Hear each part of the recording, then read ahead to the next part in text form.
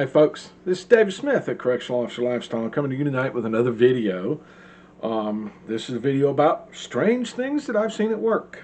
In this particular incident, I was a relatively new lieutenant. I think I had been a Lou for about 5 months.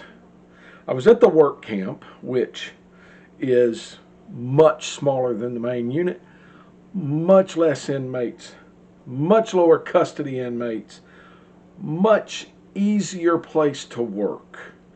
The hardest thing I have to do at the work camp is to make sure that the inmates that are going out the gate to work have been vetted by classification and are authorized to go out the gate to work.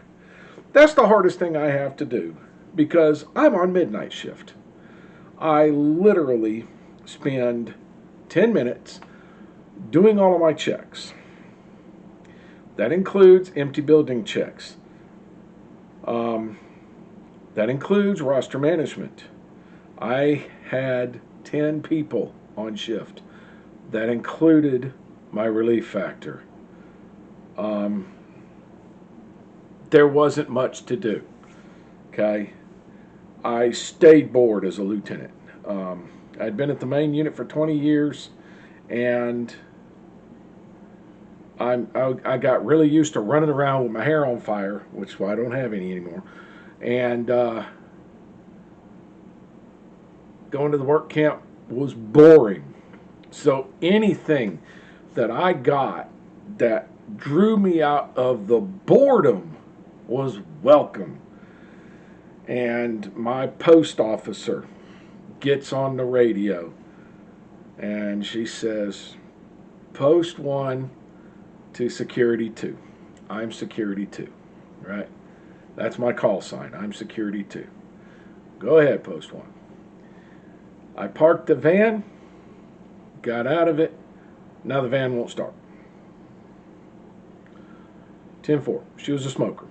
She wanted to take a smoke break.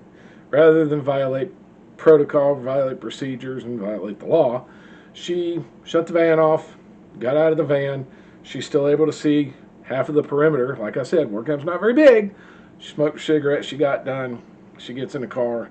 Car won't start. Van won't start at all. Won't start. Well, I'm bored. It's about 3:30 in the morning. I'm just getting ready to wake up inmates to go to breakfast. And I'm bored. I'm in the control room. I've got my internal security in the control room. So my control room sergeant looks at me and says, "Well, let's go, LT." So we did. We went out through the front gate, walked around perimeter, got to the van.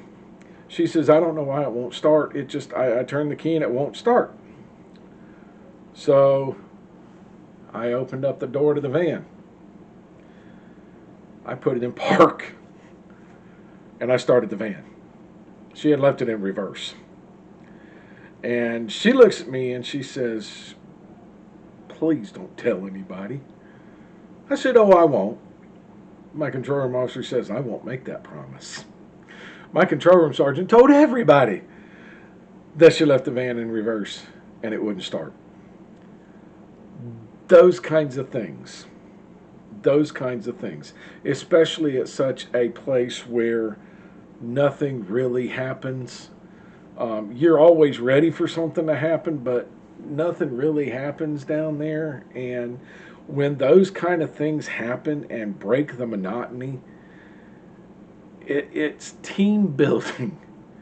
It really is. For me to say, "Oh, I'll never tell anybody," and for that sergeant to say, "I never made that promise," and then go tell everybody, everybody got a good laugh out of it. Everybody told her not to worry about it. The team went on to do great things despite her leaving the van in reverse and turning it off. Folks, that's all I got for this video. I hope you enjoyed the video. If you did enjoy the video, make sure you hit the like button. Make sure you hit the subscribe button for more videos, and hit the bell for notifications when I post new videos, and hit me with some comments. Let me know some other funny things that have helped build the team that you're a part of.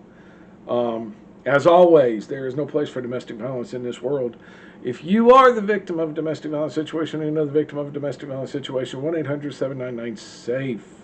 1-800-799-7233. That's the domestic violence hotline. The people at the other end of that phone call, the tools, abilities, and resources. And they are willing to help the victims of domestic violence. Okay, if you know the aggressor in a domestic violence situation, please say something to somebody. And if the violence is ongoing and you know it, call 911. Get them some help. All right. If you are the aggressor in a domestic violence situation, there's help for you too. First, you got to admit you asked for it. First you got to admit you need it. Second, you got to ask for it. But always remember, there are consequences for actions. All right. You might not come out of it scot-free, but you will be better.